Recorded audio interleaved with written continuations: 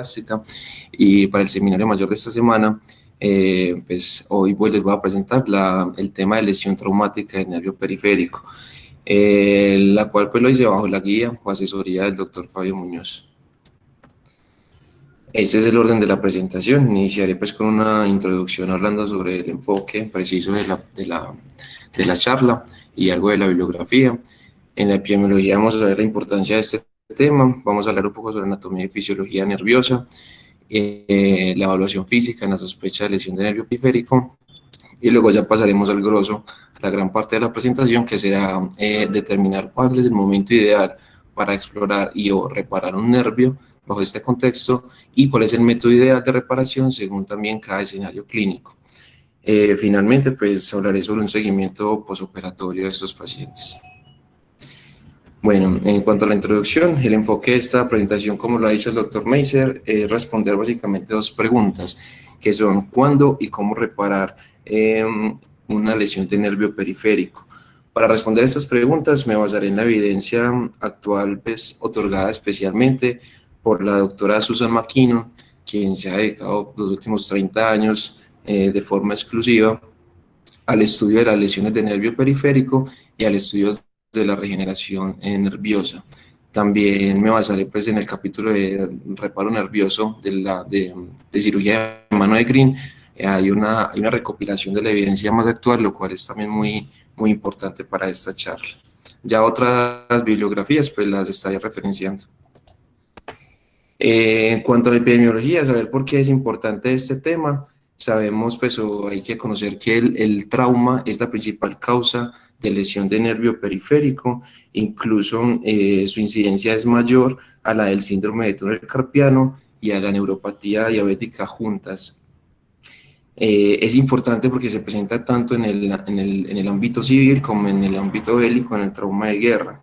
En el ámbito civil, pues vemos todos los días pacientes con accidentes de tránsito, víctimas de violencia, simplemente caídas, accidentes laborales o incluso traumas pues, en la casa.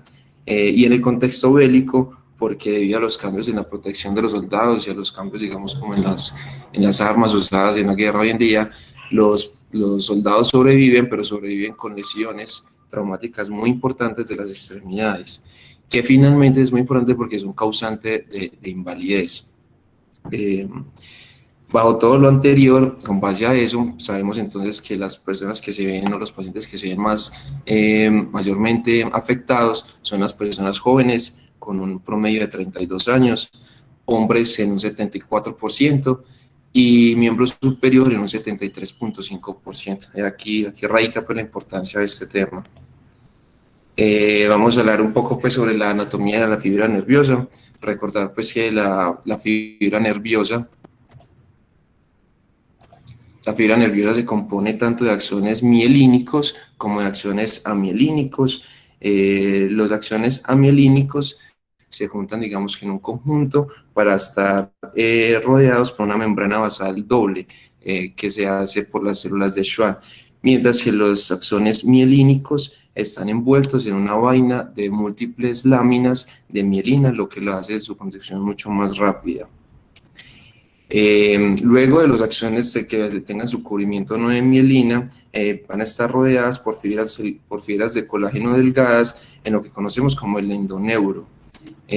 A su vez, digamos como este conjunto de axones que están unidos por el endoneuro se van a formar o a unir además por otro tejido conectivo que conocemos como el eperineuro, y van a formar lo que conocemos ya pues finalmente como el fascículo. Luego cada fascículo se va a unir para formar finalmente el nervio periférico por el epineuro interno, el cual vemos pues aquí representado en amarillo oscuro. El epineuro interno es un poco más laxo, mucho más débil, pero hacia su periferia se hace más grueso, formando en sí ya la fibra nerviosa como tal. Ya externo a la fibra nerviosa o al nervio periférico vamos a encontrar el mesoneuro. Este es tejido conectivo pero ya de tipo areolar que permite el estiramiento, los movimientos pasivos y activos del nervio dentro de la extremidad, y además son muy importantes porque permiten la llegada de los vasos nutricios al nervio, los cuales pues, pueden ser también identificados y son tan bien estudiados que son la base para injertos pediculados. En esta diapositiva lo que quiero es como reconocer la importancia del conocimiento en la topografía de los fascículos de los nervios, pues esta es esencial para una mejor correlación clínica, digamos como de algunas entidades o traumas en específico, y además para su correcta alineación durante una reparación nerviosa microquirúrgica. Por obvias razones, los nervios de miembro superior han sido los más estudiados, pues su función de movimientos precisos y es mucho más relevante quizás que la del miembro inferior adecuadamente. Entonces, por ejemplo, aquí tenemos el ejemplo de un nervio ulnar en que vemos cómo varía su presentación de proximal a distal en el brazo hasta llegar a la mano. El componente motor se posiciona entre el componente sensitivo y los fascículos que van hacia la rama cutánea dorsal en el tercio medio del antebrazo. Pero a partir de que la rama cutánea dorsal se separa pues del tronco principal, el componente motor se ubica en el aspecto medial del antebrazo, del nervio, y luego se va a extraer o excluir más bien dentro de la mano para ir a inervar los músculos intrínsecos de esto. Y finalmente el componente y fascículos sensitivos, que es un tronco mayor, más grande, van a ir distalmente a inervar entonces el aspecto ulnar del cuarto dedo y el quinto dedo. En cuanto a la fisiopatología de la lesión del nervio periférico, cuando un nervio pues, sufre un trauma, el cabo proximal de los axones se va a retraer inicialmente y sufre una fase corta de latencia mientras inicia una cascada de señalización para iniciar la formación de la unidad regeneradora. Esta unidad regeneradora tiene forma como de hidra porque cada uno de esos axones proximales que se vieron traumatizados van a tener varias proyecciones que se pueden pues como identificar como algunas cabezas de esa hidra que van a ir a buscar el cabo distal. Una vez una de esas proyecciones logra hacer una sinapsis funcional con el cabo distal del axón, las demás se van a retraer para volver a tener una relación uno a uno entre la neurona, el soma, el cuerpo celular de la neurona y el órgano objetivo. En el cabo distal lo que va a pasar es una degeneración neuronal de los elementos neuronales y una fagocitosis de estos, en lo que conocemos todos como la degeneración waleriana. En cuanto a las características en esta fisiopatología de la lesión de nervio periférico, hay digamos como tres ítems muy importantes a conocer. El primero es el mecanismo, además en tejidos blandos conocemos, entre más traumática sea una lesión, va a haber, digamos, un compromiso tanto proximal como distal al lugar específico de la lesión. En cuanto al nivel, entre más cercana esté la lesión al soma o al cuerpo celular de la neurona, va a haber mucho más riesgo de que la neurona sufra pues, una muerte celular, menos probabilidad de recuperación. Y la edad, dado que los niños tienen mucho mejor pronóstico que los adultos en las lesiones de nervio periférico. Bueno, en esta diapositiva, pues, aunque es un poco cargada, es más bien como para hacer un repaso rápido sobre la clasificación de Seddon y de Sunderland para la lesión pues, de nervio periférico en cuanto a su pronóstico y su tratamiento ideal. En la lesión grado 1 o neuropraxia, esta se representa pues una lesión isquémica con desmielinación que solamente es segmentaria, pero que no hay interrupción en el axón ni en el tejido conectivo, por lo cual pues su recuperación se espera que sea completa a partir de las 12 semanas, mientras resurge la mielinización de nuevo en ese segmento nervioso. La lesión de segundo grado o axonotmesis se caracteriza más por una disrupción de la continuidad de los axones, pero que persiste o que todavía queda, es decir, el tejido conectivo aún está indemne, por lo cual el cabo distal va a sufrir la degeneración waleriana, pero el proximal tiene un poder de regeneración axonal a una velocidad de 1 milímetro por cada día, o como dice aquí, pues como 1 pulgada cada mes, si se está bajo unas buenas características de la lesión. Se espera en esta que haya una recuperación completa, pues las axones que no están lesionados van a generar igual algunos brotes colaterales que van a llegar hasta el músculo y lo van a proteger hasta que, digamos, su axón original logre esa relación 1 a 1 de nuevo. El progreso de su avance se puede medir con el signo de Tinel cada día. Listo. Y ahora vamos a hablar sobre la lesión de tercer grado. La lesión de tercer grado se caracteriza por fibrosis del endoneuro, que puede generar más bien una inervación que puede ser incompleta o por lo menos desorganizada, pero que persiste pues con un pronóstico muy favorable. Para estas tres clasificaciones que acabamos de ver, la indicación quirúrgica solamente se presenta si es con el fin, con el objetivo de liberar al nervio algún evento compresivo que lo esté lesionando continuamente. De resto no tiene indicación quirúrgica y el pronóstico pues lo dirá el tiempo y los estudios de electrodiagnóstico. Bueno, en la lesión de cuarto grado, en esta se presenta un neuroma en continuidad sin posibilidad de recuperación espontánea, dado que la unidad regeneradora va a estar bloqueada por ese segmento de cicatriz en el nervio y lo que requiere entonces va a ser un reparo nervioso. Generalmente entonces se hace escisión de ese neuroma y se hace la reparación nerviosa. Ya vamos a ver si lo ideal sería una reparación primaria o con injertos o con neurotubo. La quinta clasificación o neurotmesis, en esta pues lo que ocurre es una división completa entre el cabo proximal y distal del nervio, una transección incluyendo el axón, la mielina y todo el tejido conectivo. En esta no habrá entonces ningún tipo de recuperación a menos de que se realice la reparación quirúrgica. McKinnon ya ha popularizado una sexta clasificación mucho más compleja en la que describe lesiones que presenten, es decir, un nervio a un mismo segmento, un mismo nivel, puede tener un patrón mixto con fascículos sanos o lesiones nerviosas de diferente grado en el mismo nivel. Es así pues que se vuelve mucho más complejo, dado que si un fascículo tiene una lesión tipo 4, grado 4, va a requerir la escisión del neuroma y la reparación nerviosa, mientras que si otro fascículo tiene un grado 5, va a requerir la reparación nerviosa, y todo eso mientras se protegen los fascículos que estén sanos y evitando pues como una cicatrización redundante que no permita una adecuada conducción nerviosa. Voy a hablar de unas cosas muy puntuales sobre la evaluación clínica del paciente con sospecha de lesión de nervio periférico. Sabemos pues que uno de los primeros signos es que el área de la piel a la cual le hace falta la inervación se produce inmediatamente una ausencia de la sudoración. Entonces vamos a observar piel seca en la que van a resbalarse los objetos lisos, mientras que en la piel normal se van a adherir. En cuanto a la sensibilidad, uno de los signos más usados es la discriminación de 2 puntos. Teóricamente lo que nos va a decir es la densidad de los receptores inervados sobre un área específica, ya que si se detectan entre más cercano la diferenciación de 2 puntos va a haber mucho más, digamos, como densidad de receptores.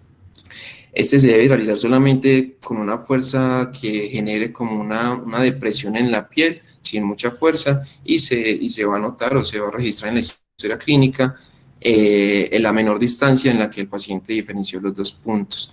Pues existen algunos métodos, algunos instrumentos ya estandarizados, como el que se ve en la imagen, pero también se puede hacer con un clip, aunque pues va a ser un poco menos, digamos que específico. El TENTEST ha tomado pues como mayor relevancia a nivel mundial porque pues, por varios estudios ha mostrado más sensibilidad en la evaluación y en el seguimiento de los pacientes con lesión de nervio periférico. Lo que consiste es en hacer un estímulo dinámico, es decir, en movimiento suave sobre el área contralateral sana, que lo vamos a clasificar sobre un 10 sobre 10 como normal, y vamos a hacer el mismo estímulo dinámico en movimiento sobre el área afectada, clasificándola de ahí de 0 a 10. Con esto pues vamos a determinar la diferencia y quizás pues digamos que tratar de objetivar un poco más esa lesión.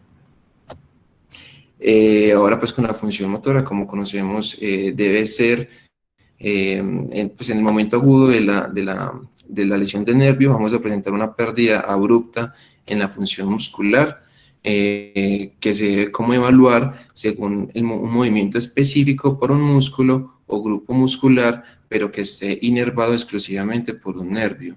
Esta evaluación de la función motora debe realizarse de proximal a distal en la extremidad y se debe clasificar de 0 a 5 en la escala de Daniels, que ha sido usada pues, por diferentes organizaciones, en la que vamos a evaluar primero si hay algún esfuerzo muscular en la contracción, si va a haber si vence o no gravedad, y finalmente si vence o no resistencia.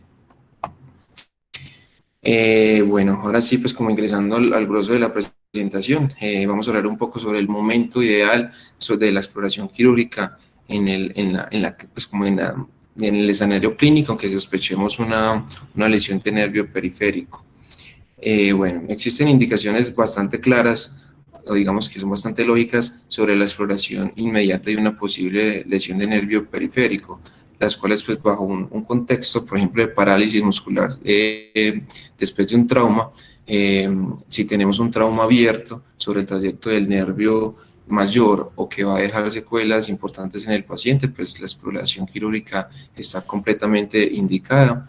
Si tenemos el contexto pues de una lesión de nervio periférico bajo un trauma ortopédico inestable, además pues de la estabilización, la fijación de la fractura ósea, se debe explorar el nervio periférico para conocer cuál es su estado y hacer la reparación si es posible.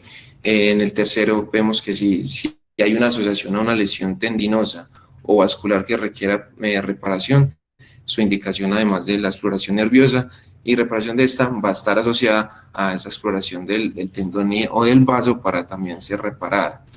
Básicamente los objetivos de esta exploración quirúrgica van a ser tres. Inicialmente aclarar el diagnóstico, conocer cuál es el estado de ese nervio. En segundo lugar, restaurar la continuidad del nervio. Y en tercer lugar, pues como también puede ser en ambos casos, liberar el nervio de una lesión compresiva. Y como existen indicaciones, también existen algunas contraindicaciones para la exploración del nervio periférico, aunque más que contraindicaciones pueden ser más bien como salvedades a tener en cuenta. La primera es la condición crítica del paciente. Estamos pues de acuerdo todos en que primero hay que salvar la vida y después la extremidad. En segundo lugar, que no existan los recursos tecnológicos en el momento en el que llega el paciente. En tercer lugar, la incertidumbre sobre la viabilidad o estado de los troncos nerviosos. Esto es particularmente cierto en las lesiones por arma de fuego o por sierra. En cuarto lugar tenemos el riesgo de infección local o sistémica. Este aplica mucho, por ejemplo, cuando tenemos fracturas abiertas, en que es mejor estabilizar los tejidos blandos, después primero como estabilizar y preparar los tejidos blandos antes de la reparación del nervioso, antes de la exploración y reparación nerviosa definitiva, ya que si no vamos a incurrir pues en un mayor riesgo de infección y menor tasa de éxito en esa reparación. Bueno, y más que una contraindicación, esta es pues como una salvedad relativa, y es que cuando el nervio esté tan lesionado, esté tan dañado, que la función no sea fácil de reparar mediante métodos primarios, es mejor pues dejar al paciente quieto en el momento, pues no intervenirlo más, y en un tiempo más adelante llevarlo más bien a transferencias musculotendinosas. Voy a hablar sobre los momentos ideales en la exploración quirúrgica según el mecanismo de trauma. Bueno, el primer mecanismo de trauma es el trauma abierto por arma cortopunzante. Las heridas cortantes requieren generalmente, prácticamente siempre, una exploración quirúrgica inmediata si estamos bajo el contexto de un déficit neurológico focal, pues la posibilidad de que haya una transección parcial o completa es muy alta. Esta no requiere ser, digamos, como emergente, pero sí debería ser en las 72 horas, ya que ha mostrado que no le damos tiempo como a la formación del neuroma y que la regeneración accional se va a hacer de una forma mucho más rápida porque el estado de ese tejido conectivo y de la cobertura de mielina va a estar aún más íntegro. Estas lesiones cortantes tienen muy alta asociación a daño vascular, por lo que es otra razón para explorar y reparar ambas lesiones, según sea el caso. En este mecanismo de trauma, generalmente hay una lesión mínima, pues no es tan traumática, sino es más, digamos, focal, que puede ser reparada de forma primaria sin tensión, por lo cual, como más adelante voy a ver, va a ser como el código estándar de este tipo de trauma. En esta imagen vemos entonces pues, lo que anteriormente les explicaba.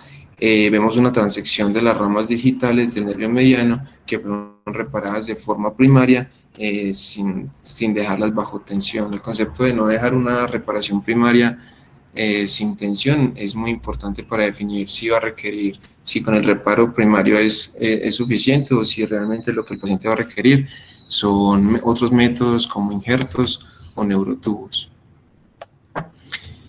En este vamos a pasar con el trauma abierto por arma de fuego. En esta, al contrario, pues de la herida por arma cortante, la que es por arma de fuego no requiere ser explorada inmediatamente, pues en la mayoría de los casos no hay una transección completa, sino son más bien fuerzas de contusión y estiramiento que pueden generar una lesión completa, pero realmente es por un neuroma en continuidad y no por la transección. En este tipo de trauma, si se intenta unir los cabos sanos de un nervio, inicialmente puede ser que hagamos una delimitación incorrecta del nervio lesionado, lo que al final va a generar un neuroma y pues va a tocar otra vez llevar al paciente a un reparo quirúrgico. Por lo cual es prudente diferir la exploración y el reparo quirúrgico entre 2 a 3 semanas, pues el nervio ya va a revelar la extensión cicatrizada mediante este método como de tajando el nervio y vamos a poder llegar hasta los fascículos que veamos sanos, ¿cierto? Eso es una sección del neuroma, esa es una sección de los fascículos que se ven sanos. La mayoría igual se van a recuperar, por lo que expliqué, se van a recuperar espontáneamente entre 3 a 6 semanas. El siguiente mecanismo de trauma es el trauma cerrado por compresión. Esta es la causa más común de lesión traumática de nervio periférico y es ocasionada pues, por la compresión de un nervio, por un hematoma, por el edema pues, de la extremidad o por fractura ósea. Su espectro de presentación es completo, se puede presentar desde un grado 1, una neuropraxia, hasta una neurotmesis o lesión completa. Aunque inicialmente, pues, digamos que a grosso modo su manejo es no quirúrgico, es decir, tiene un manejo conservador, esto dependerá del contexto, ¿cierto? Digamos, si estamos ante un síndrome compartimental, perdón, la cirugía es emergente, o si se asocia, por ejemplo, a una fractura ósea inestable, la cirugía dependerá pues también de buscar la reducción y la fijación de esa fractura. Para las demás lesiones por compresión, ya más por hematomas, por el edema presente en el momento, el seguimiento se debe hacer es con examen físico y los estudios electrodiagnósticos nos van a determinar también la necesidad de cirugía a futuro. El trauma por tracción es un trauma pues más complejo. Este sucede cuando la capacidad de estiramiento del nervio es excedida por el trauma, ¿cierto? Por el estiramiento y daña su estructura interna. Se asocia pues a traumas de muy alta energía y generalmente sucede en lugares donde el nervio tiene más fijación a estructuras óseas, como en forámenes óseos o en la médula espinal. Puede haber también una separación del nervio con la unión neuromuscular, lo que es de peor pronóstico. Estos son difíciles de tratar, su abordaje quirúrgico es muy difícil porque generalmente los cabos no son susceptibles de un reparo primario, es decir, de unirlos nuevamente. Y las opciones más como neurotización de los músculos no tienen como esos, digamos, como resultados tan satisfactorios. Este es como el resumen, pues, como el tiempo de la reparación nerviosa. Como ya vimos, debe ser pues, inmediato, idealmente antes de las 72 horas, en las lesiones por arma cortopunzante o en las que haya alta sospecha de transección nerviosa. En las demás puede ser variable por diferentes razones, por estado del paciente o porque se espera que la causa se pueda resolver de forma conservadora. En pacientes con traumas cerrado o con trauma abierto, pero por arma de fuego, comprender entonces que la intervención quirúrgica debe ser diferida para evaluar signos de recuperación espontánea y para que haya una real delimitación del nervio lesionado. En general, el momento ideal para los estudios electrodiagnósticos es de 3 a 6 semanas luego de que se presente pues, el trauma o la lesión, porque digamos, los signos, los hallazgos en la neuroconducción van a lograr su mayor expresión de 10 a 11 días y los hallazgos en electromiografía, que el más importante son los potenciales de fibrilación, que nos van a dar una denervación muscular, suceden ya en la tercera a quinta semana. En general, pues si no hay una recuperación funcional en 3 a 4 meses, se indica la cirugía, ahí sea incluso pues como para tratamientos o fines paliativos.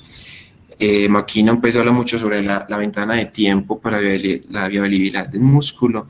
Después de un año en que un músculo está denervado, su recuperación es imposible, ya que va a sufrir una infiltración grasa y una fibrosis. Mientras, entonces, pues ya ha popularizado el término también, time is muscle, tratando de recuperar pues, la función de la mayor medida. Mientras que los nervios sensitivos se pueden recuperar en cualquier momento. Pasaremos ahora entonces a los métodos de reparación nerviosa. Primero hablaré sobre la reparación primaria.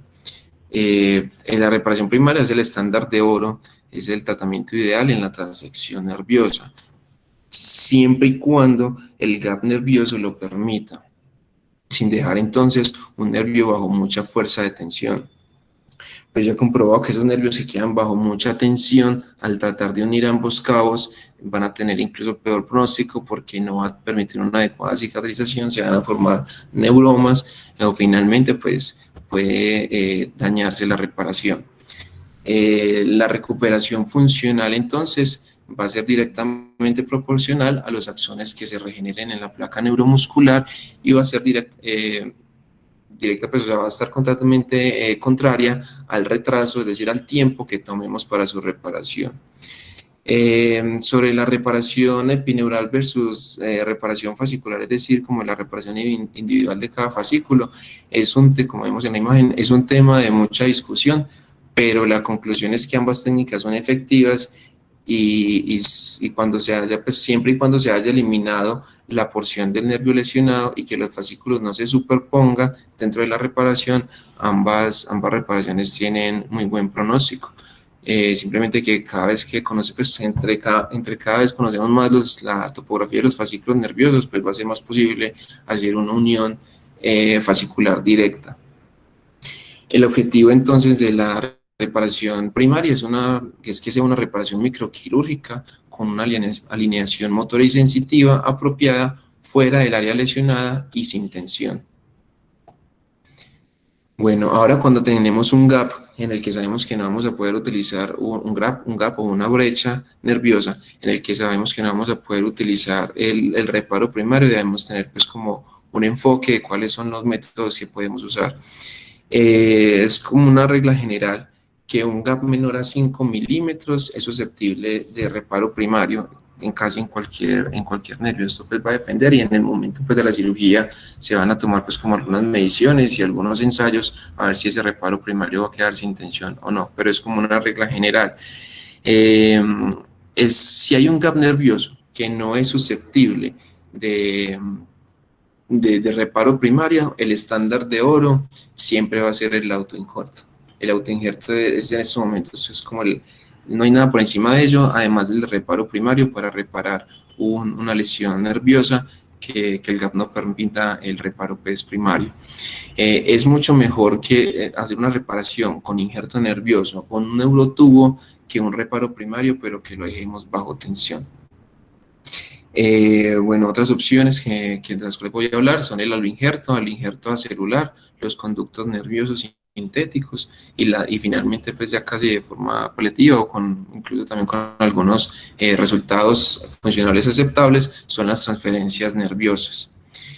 Siempre se debe transponer el nervio cuando sea posible para lograr, pues, para ganar una mayor longitud del mismo y para que le quede sin tanta tensión el reparo. Hablando pues del autoinjerto, ya como ya dije, es el estándar de oro siempre y cuando no sea susceptible al reparo primario. O sea, las ventajas del autoinjerto es que nos va a proveer una estructura inmunogénicamente inerte y nos va a proveer una fuente viable de células Schwann. Por encima de eso, pues por el momento no hay nada. No hay un consenso de gap máximo, pero idealmente debe ser menor a 6 centímetros.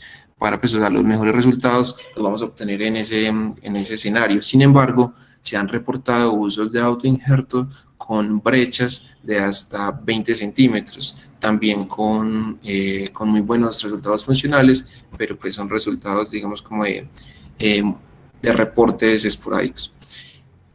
Cuando el gap, la brecha es mayor a 6 centímetros o hay pérdida de tejidos blandos, debemos de pensar en un injerto nervioso pediculado. Entre sus desventajas, pues tenemos obviamente la morbilidad del área donante, una cicatrización adicional con el potencial pues, de generar un neuroma doloroso a futuro y también un mayor tiempo quirúrgico. El nervio sural hasta hoy continúa siendo el nervio más usado como autoinjerto nervioso, dado pues que es muy generoso en longitud y digamos pues que es fácil o por lo menos ha sido muy estudiado y es de mucho entrenamiento su disección.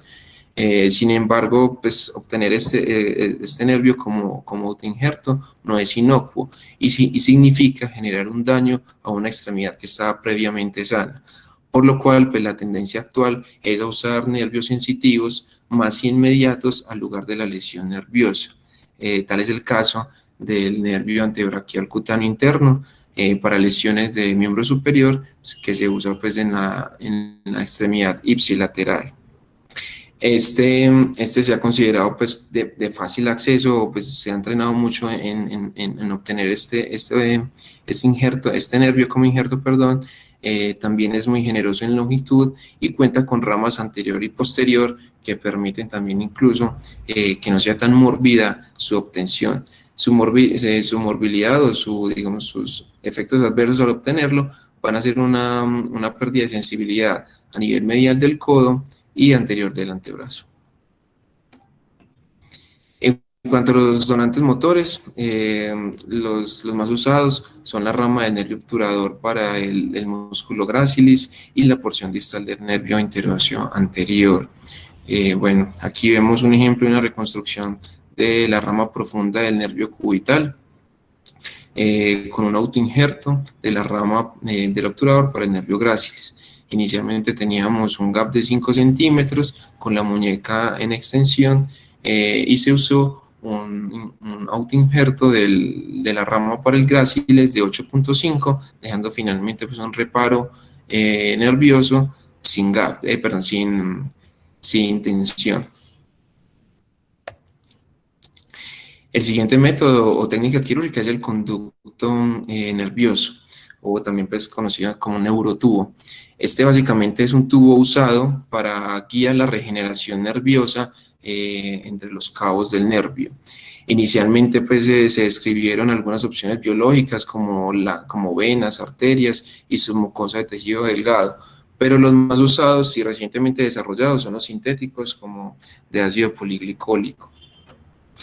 Digamos pues que para McKinnon estos tubos han tenido caída de favorabilidad porque han demostrado que poca eficacia en nervios con mayor diámetro, por lo que más bien su uso hoy en día se basa o está idealmente como concebido para brechas menores de 2 a 3 centímetros de nervios de pequeño diámetro, sensitivos y que no sean críticos, pues también tienen alto riesgo de generar neuroma y pues más complicaciones. Para generar pues como este reparo con neurotubo se deben de ingresar al tubo 5 milímetros de cada uno de los cabos para, no, pues para disminuir el riesgo de que se salgan. Además, se ha estudiado que, digamos que, como tajar un poco del tejido nervioso e ingresarlo dentro del tubo, ha tenido mejores resultados contra placebo. Este es un caso de cortesía del doctor Fabio Muñoz, de un paciente pues, víctima de violencia que sufre trauma a nivel del codo por un arma cortocontundente, que sufre pues, finalmente una transección del nervio cubital, en cuyo momento, pues en el momento agudo, que no tenemos pues, las imágenes en estos momentos, se presentó una brecha, un gap de 2.5 milímetros, pese a la transposición del nervio por el túnel cubital. Este fue manejado entonces por el doctor Muñoz con un neurotubo, con los resultados físicos después de regeneración nerviosa, como los vemos, y con una recuperación funcional muy aceptable. La sensitividad pues, fue casi completa y la función motora fue aceptable. El aloinjerto de donante cadavérico provee, pues, digamos que tiene la misma lógica de proveer un conducto temporal para permitir la regeneración axonal. Los diferentes estudios han demostrado que bajo inmunosupresión, el aloinjerto de donante cadavérico es incluso equivalente a un autoinjerto. Sus ventajas son es que vamos a tener pues, una disponibilidad ilimitada y sin morbilidad donante, porque van a venir pues, de un banco de tejidos. Sin embargo, su mayor desventaja es su inmunosupresión prolongada, pues la inmunosupresión no se debe retirar hasta después de 6 meses en que consideramos que ya hubo una regeneración nerviosa completa. Otra de las desventajas es que pues, su principal complicación es el rechazo, pero como el nervio está bajo tejidos blandos, no vamos a poder visualizar cuándo hay rechazo y cuándo no, porque además pues tampoco esperamos que haya una respuesta o digamos que unos resultados del examen físico inmediatos. Entonces puede haber rechazo sin nosotros conocerlo y al final no tener ningún resultado. Se ha descrito pues como fijar el nervio con el aloinjerto pues a un plano más subcutáneo para buscar signos inflamatorios en la piel, pero pues digamos que es también un poco más complejo. Una ventaja que se ha observado es que el tacrolimus, que es uno de los componentes que se deben de usar en la inmunosupresión de estos pacientes, acelera la regeneración nerviosa. El aloinjerto celular se trata pues del mismo aloinjerto que acabamos de ver, pero que es sometido a un tratamiento con detergente de varios pasos para retirar el material celular. Sin embargo, pues tiene la gran desventaja es que entre ese material celular van a estar las células de Schwann. La evidencia actual pues apoya su uso para también brechas muy pequeñas de nervios sensitivos no críticos. Este debe ser menores de 2 a 3 centímetros, pero incluso hay algunos estudios que han demostrado que es mejor el aloinjerto celular que el neurotubo, al cual no le aplican materia neuronal dentro del mismo. Las contraindicaciones pues, son un nervio motor, es un nervio sensitivo que sea crítico por la posibilidad de regeneración de neuroma, como he explicado, y nervios que sean de mayor diámetro. Aquí en la imagen vemos un caso de un trauma cortante en la base del dedo medio, en el que se ve una transección completa de la arteria palmar digital y se ve que la rama del nervio digital palmar está lesionada. En esta hubo como una escisión pues, del nervio lesionado hasta verse nervio sano y se hizo un reparo con un aloinjerto celular.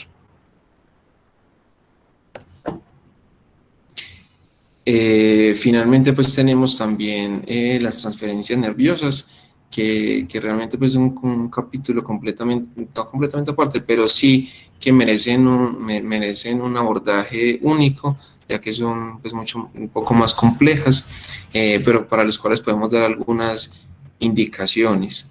Por ejemplo, cuando el paciente se presenta a la consulta o busca pues, ayuda para su reparo de una forma muy tardía, cuando las lesiones son muy proximales, cuando las lesiones son del plexo braquial y son bastante complejas, cuando hay una pérdida importante en los tejidos blandos, cuando un mismo nervio está traumatizado, está lesionado a diferentes niveles y su reparo pues sería, digamos que muy difícil o no se obtendrían los resultados ideales, pese a mucho esfuerzo quirúrgico. Y cuando tenemos un neuroma de continuidad en el nervio que sea muy grande. Esta diapositiva pues ya es sobre el seguimiento posoperatorio de estos pacientes. Se indica siempre una rehabilitación temprana. Inicialmente pues por el reparo requiere una inmovilización de menos de 7 días, a menos de que tenga otra razón, ya sea pues una reparación tendinosa o una fijación pues de una fractura ósea, en los que ya su indicación de mayor inmovilización va a depender de esa otra razón. El manejo del dolor neuropático debe ser temprano y debe ser pues como con todo el arsenal con el que dispongamos. Entre los neuromoduladores, los que mayor evidencia tienen en el momento son la pregabalina, los antidepresivos tricíclicos. Se deben usar también parches de lidocaína, mostrado muy buena eficiencia y eficacia en el tratamiento de este dolor. La terapia física como manejo del dolor neuropático también es muy importante. Es importante evitar el uso de narcóticos y opioides porque, digamos, no van a tener unos resultados a futuro crónicos y sí pueden inducir al paciente a una adicción. Debe haber además una remisión oportuna, además de medicina de dolor, a terapia física y a terapia ocupacional para una mejor recuperación de estos pacientes. Y el seguimiento se debe hacer con evaluación clínica, básicamente pues el signo de Tiner nos va a hablar muy bien de cómo va esa regeneración axonal de proximal a distal, y en general no se deben de ordenar estudios de electrodiagnóstico porque no van a modificar pues el tratamiento, a menos pues de que sean casos muy específicos. Bueno, pues agradecerles mucho por la atención prestada. Y siendo yo hoy 30 de marzo, agradecerles a todos por recibirme estos 2 meses en su servicio. No sé si tengan alguna pregunta, algún